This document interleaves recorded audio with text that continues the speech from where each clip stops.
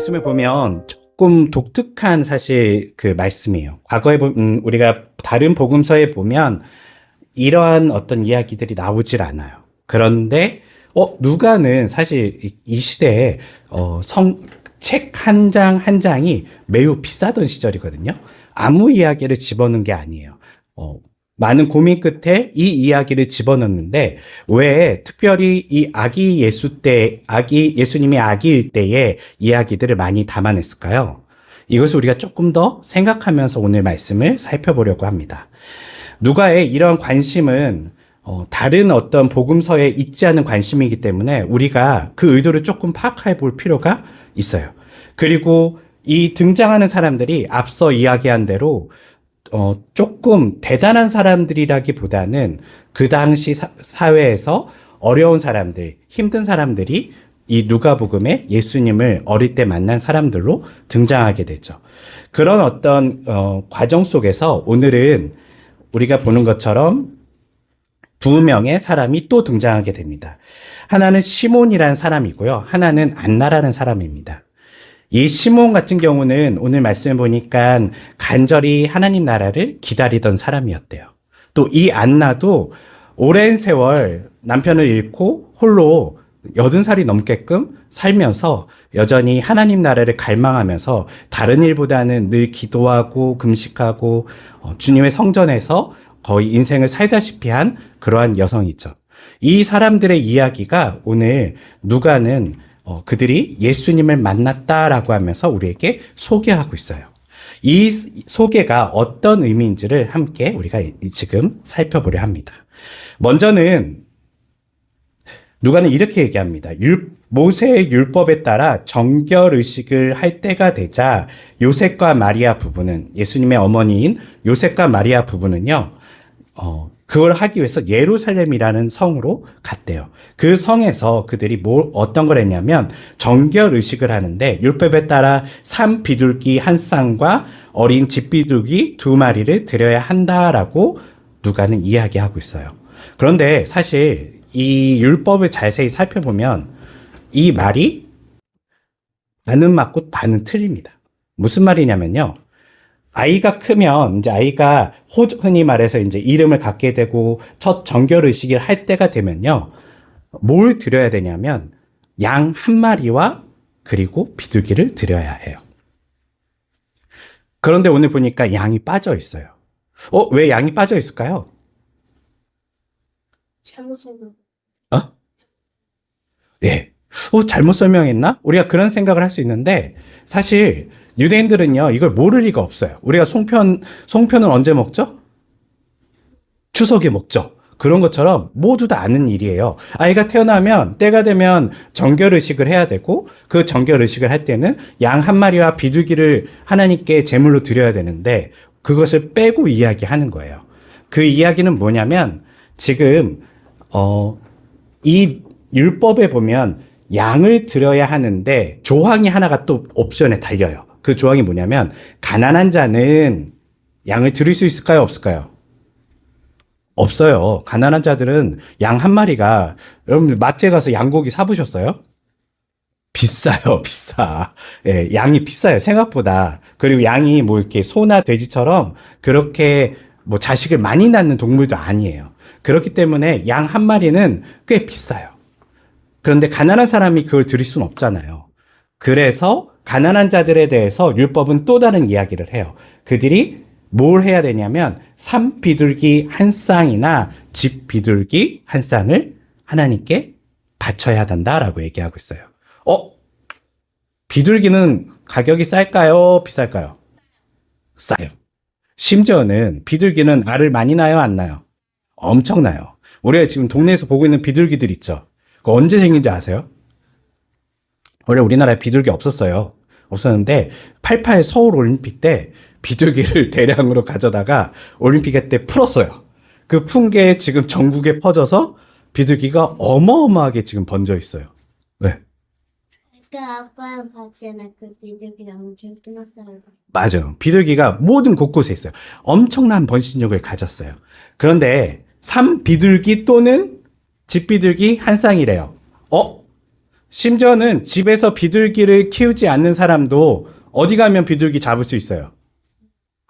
네, 들이나 산에 가면, 네, 공원에 가면 비둘기 잡을 수 있어요.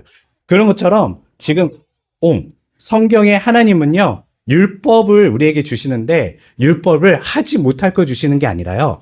너가 정말 가난하면 들에 나가서 산에 나가서 비둘기 2마리 잡아와 라고 이야기하고 있어요. 그거 할 수 있어요, 없어요? 있어요. 가난한 사람도 우리로 치면 밖에 나가서 참새 2마리 잡아와 하면 할 수 있어요, 없어요? 있어요. 노력하면 할 수 있어요. 그런 것처럼 하나님께서는 우리에게 헌금, 흔히 말하는 재물을 우리에게 요구하실 때 우리가 어떤 거를 하지 못할 만큼의 대단한 걸 요구하지 않으세요. 사실은 뭘 받기 원하시는 게 아니에요. 하나님이 가난해요, 부자예요? 하나님은 온 우주를 창조하셨어요. 우리의 돈이 필요가 없으세요. 그런데 왜 비둘기라도 가지고 오라고 했을까요? 네, 하나님 그거 먹으려고요? 네, 그게 아니에요. 맞아요. 생명도 있고 소중한 너가 그 마음을 가지고 오라는 거예요. 사람은 자신이 가진 거 안에 마음이 담겨져 있잖아요. 그래서 마음을 가지고 와라고 그렇게 이야기하는 거예요. 제가 재밌는 거는 이집트에 갔었습니다. 제가 이제 20대 중반에 이집트에 갔는데 이제 배낭여행을 했었어요. 이집트에 갔더니 비둘기 요리가 있어요. 비둘기 요리. 네, 비둘기 요리가 있는데 우리 이런 비둘기랑 좀 달라요. 왜냐면 거기는 지저분하지가 않아요. 그 흔히 들판에 우리처럼 이렇게 도시화돼 있지 않아요. 그래서 비둘기들이 나름 흔히 거의 야생 비둘기인 거예요.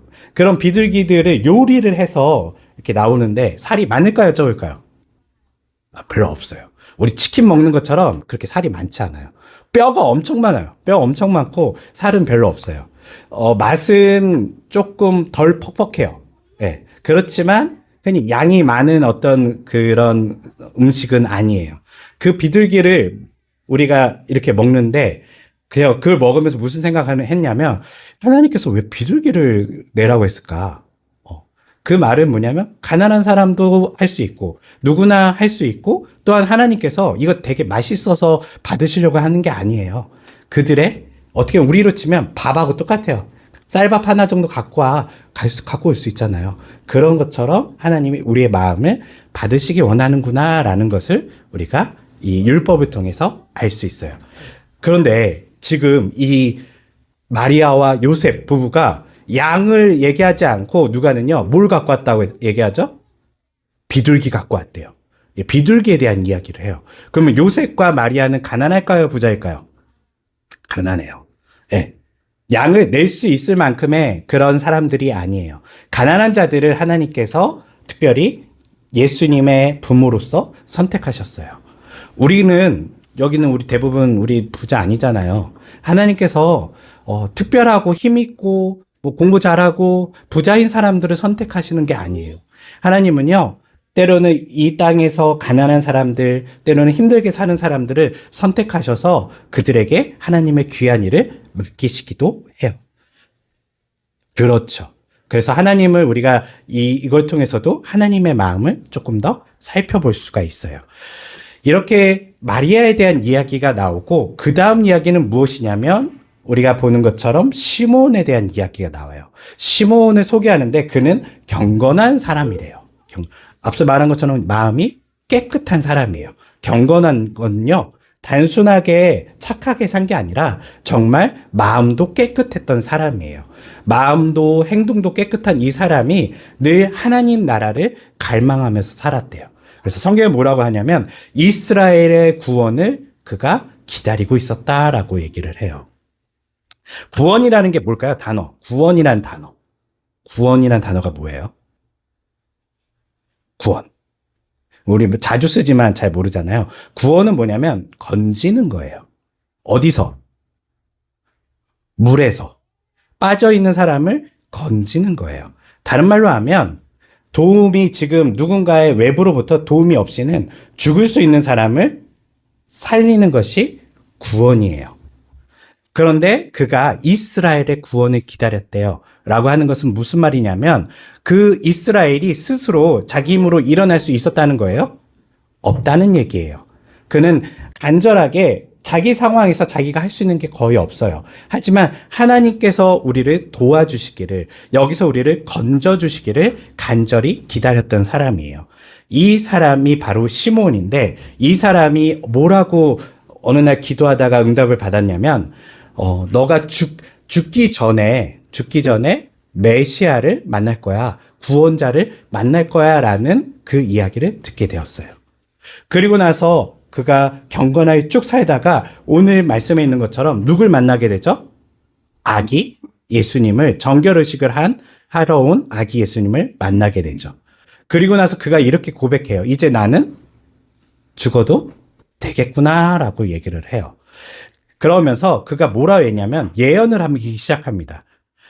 이 예수님은 장차 커서 많은 사람을 일으키기도 하고 때로는 넘어지게도 할 거래요. 예수님이 왜 많은 사람을 일으키기도 하고 넘어지기도 할까요? 또한 뭐라고 얘기하냐면 또 많은 사람들이 그를 거스르고 반대하는 대상이 되기도 할 거래요. 네, 맞아요. 예수님의 삶을 보면 실제로 이렇게 삶이 이어져요. 마치 이 예언은요, 누가복음 이 다음에 이어질 예수님의 공적인 인생에 대한 이야기를 요약해서 얘기하고 있어요. 예수님이 처음 등장했을 때 사람들이 좋아했어요, 싫어했어요? 좋아했어요. 열광했어요. 와, 저 사람 대단하다. 저 사람이 하는 말도 대단하고 저 사람은 기적을 일으키고 죽은 사람도 살리고 병든 사람도 치료해주는 놀라운 사람이다라고 하면서 그를 쫓아다녔어요. 그런데 예수님께서 사람들이 원하는 대로 다 해줬나요? 또 해주진 않았어요. 점점 그들이 알게 돼요. 저 예수란 사람은 우리가 원하는 대로 이스라엘을 독립시켜주는 어떤 사람이 아니고 또한 우리가 원하는 대로 이 땅의 왕이 돼서 이스라엘 잘 살고 잘 먹게 해주는 그런 존재가 아닌 그 사람은 자꾸 엉뚱한 이야기, 우리에게 회개를 이야기하고 하나님께 돌아올 것을 이야기하는구나 라는 것을 들으면서 예수님을 미워하게 됩니다. 특별히 예수님을 누가 제일 미워했냐면 종교 지도자들이 미워하게 돼요. 왜냐하면 예수님의 등장은 누구에게 되게 불안한 일이었어요. 당시에 종교 지도자들에게 불안한 이야기였거든요. 더 이상 그들의 예수님을 이제 믿는 어떤 대상이 아닌 경쟁자로 보거나 아니면 예수님에 대해서 그가 오히려 우리들이 지금 만들려고 하는 이 세상을 깨뜨릴 거라는 그 불안감에 예수님을 미워하기도 했었어요. 그래서 결국 예수님은 어떻게 하죠?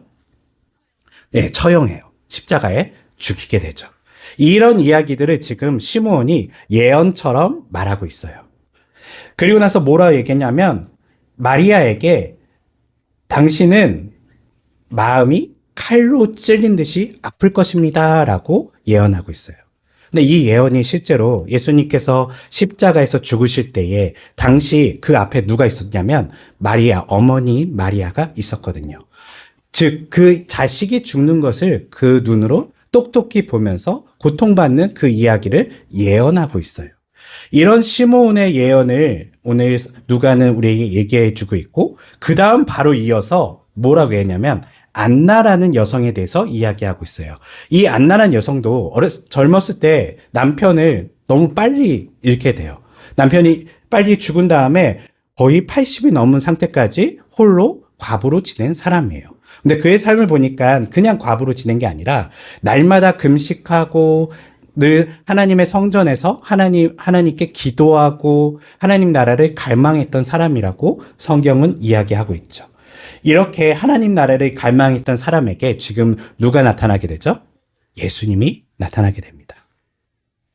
그래서 이들은 하나님 나라를 기다리고 이스라엘의 구원을 기다린 사람들에게 하나님께서 드디어 메시아를 만날 수 있는 그러한 기회를 주신다는 것이죠. 오늘 이 말씀은 누가는 우리에게 이런 교훈을 줘요. 이 땅에서도요, 사람들은 하나님을 원하는 사람이 있어요. 메시아를 기다리는 사람이 있어요. 어떤 사람들이 메시아를 갈망할까요? 어떤 사람들이 구원을 갈망할까요? 네. 오늘 너무너무 모든 게 잘 돼서 부족한 게 하나도 없는 사람들이 예수님을 갈망할까요? 그렇지 않아요. 자신의 삶에 내가 내 노력으로 해결이 안 되는 것들을 경험한 사람들이 예수님을 갈망하게 되죠. 아직 젊었을 때는 어쩌면 우리들의 인생이 내 힘으로 다 살 수 있을 것 같고 내가 모든 것을 통제할 수 있을 것 같다는 생각이 들지만 저도 어른이 되면서 또 한 가정의 아빠가 되고 그렇게 나이를 먹어가면서 무슨 생각이 드냐면 내가 통제할 수 있는 것들이 많지 않다라는 것을 알게 돼요. 경제라는 것도 그렇고 우리 가정의 어떤 화목함도 그렇고 노력은 하지만 내가 모든 것을 할 수 있는 존재는 아니라는 것을 경험하게 되죠. 그때 우리는 외부에서의 도움을 갈망해요. 하나님께서 나를 도와주시기를, 누군가 나를 도와주시기를 기도하고 우리는 갈망하죠. 이런 사람들에게 누가 나타난다고요? 예수님이 그들과 만나주는 이야기가 오늘 이 시므온과 안나의 이야기이기도 해요. 그런데 여기서 이 이야기가 끝나면 뭔가 평범한 이야기일 수도 있는데요. 하나 이야기가 숨겨진 이야기가 있어요. 그게 무엇이냐면 그들이 우리가 흔히 말하는 다 큰 예수님, 공생의 예수님을 만났을까요? 아니에요. 이들이 만난 예수님 누구죠? 예, 아기예요, 아기. 아기 메시아를 만나게 돼요. 여기서 조금 우리에게 재밌는 어떤 해석적인 고민을 하게 돼요. 아니, 메시아긴 메시아인데 지금 이 메시아가 나 지금 당장 도와줄 수 있는 메시아예요? 아니에요. 실제 지금 당장 이스라엘 구원하시는 메시아도 아니고 내 인생의 문제를 도와줄 수 있는 메시아가 아니에요. 그런데 이 메시아가 바로 앞으로 우리의 문제를 해결할 메시아로서 우리에게 나타나고 있다라는 것을 성경은 이야기하는 거예요. 이거 조금 더 쉽게 풀이하면 우리의 인생에서 사실은 우리는 기도해요. 하나님 저 좀 도와주세요. 하나님 이 문제 좀 해결해 주세요. 내 힘으로 할 수 없는 게 있는데 이거 좀 도와주세요라고 기도하지만 그게 우리의 마음처럼 한 번에 누군가 슈퍼맨처럼 와서 싹 도와주면 좋겠지만 실제 인생이 잘 그렇게 되지는 않아요. 마치 시므온과 안나의 이 이야기처럼요. 뭔가 만난 것 같긴 한데 당장의 도움이 되지는 않아요. 그리고 미래에 우리에게 약속으로서 구원자가 오신다는 것이죠. 오늘 우리가 예배를 드리고 교회에 다니고 예수를 믿는다는 것은 우리는 당장의 구원을 갈망해서 주님 앞에 나올 때가 있어요. 저 좀 도와주세요. 물론 그때 하나님께서 우리를 당장 도와주시기도 하지만 대부분은요, 하나님은 우리에게 미리 예고편처럼 우리에게 나타나세요. 안 도와주는 것도 아니고 도와주는 것도 아니고 마치 아기 예수님을 만난 이 두 사람처럼 우리에게 저 메시아인가? 메시아 같긴 한데 근데 당장 나에게 도움이 될 것 같지는 않은데 이런 어떤 모습으로 우리에게 다가오신다는 것이죠. 그때 우리는 뭘 믿어야 되냐면요. 이 안나와 바로 이 시므온처럼요. 앞으로 하나님께서 하실 일을 기대하고 믿어야 돼요. 하나님께서는요, 우리의 삶에 현재의 문제를 해결해 주는 거에도 관심이 있으시지만 하나님은 더 먼 우리의 인생에 있어서 인생의 과정을 다 보시면서 우리에게 무엇이 필요한지 그 과정 속에서 하나님께서 우리를 인생을 바라보고 계시는 거예요. 그래서 아직은 우리의 기도가 완전히 해결된 것 같지 않고 우리의 도움이 완전히 여기서 해소된 것 같지 않아도 하나님께서는 우리를 하나하나 이끄실 거라는 것을 믿고 기도할 때에 결국은 이 예언이 이루어졌나요? 안 이루어졌나요? 이루어지죠. 우리 인생에서도 결국은 하나님의 뜻이 이루어질 거예요. 그리고 하나님께서는요, 우리의 정말 메시아가 되시고 구원자가 되셔서 우리는 결국에 하나님을 찬양하게 되는 그러한 인생으로 우리의 삶을 이끌어 주실 거라는 것이죠. 말씀을 정리해 보겠습니다. 세상에는 사는 게 그렇게 녹록지 않아요. 예. 뭐 열심히 살아도 녹록지 않고요. 돈을 많이 가진다고 해서 또 녹록해지는 것도 아니에요. 다 나름의 다 인생의 어떤 고민들과 어려움들을 가지고 있죠. 그때 우리는 당장의 도움이 필요해서 하나님께 매달리지만 하나님은 항상 우리에게 약간 애매하게 다가오세요. 이게 뭐지? 이게 정말 하나님의 도우심인가? 잘 모를 때도 있어요. 그렇지만 오늘 이 시몬과 안나의 이야기처럼 하나님을 더 한번 믿어보세요. 하나님께서는요, 우리의 인생을요, 마치 아기 예수님을 소개하는 것처럼 저 예수가 나에게 뭘 할 수 있는데? 라는 그 모습으로 우리에게 다가오시지만 결국은 그는요, 우리를 구원하는 하나님으로서 우리에게 나타나실 거예요. 우리 인생에 이 믿음을 가지고 하나님을 바라보며 살 때에 하나님이 얼마나 좋으신 분인지를 인생에서 경험할 수 있는 모두가 되시기를 주님의 이름으로 축원합니다. 기도하겠습니다. 시험의 바다에 빠질 때 그 안에 기쁨을 찾아요. 믿음의 시련이 우리를 빚어내 인내는 꽃처럼 피어나 조금씩 완전함으로 다가가. 주님께 구해요 지혜를 아낌없이 주시는 그 사랑 나무라지 않으시는 주의 은혜 우린 받을 거예요.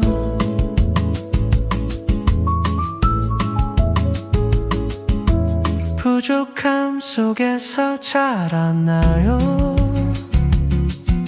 성숙함의 길로 걸어가요.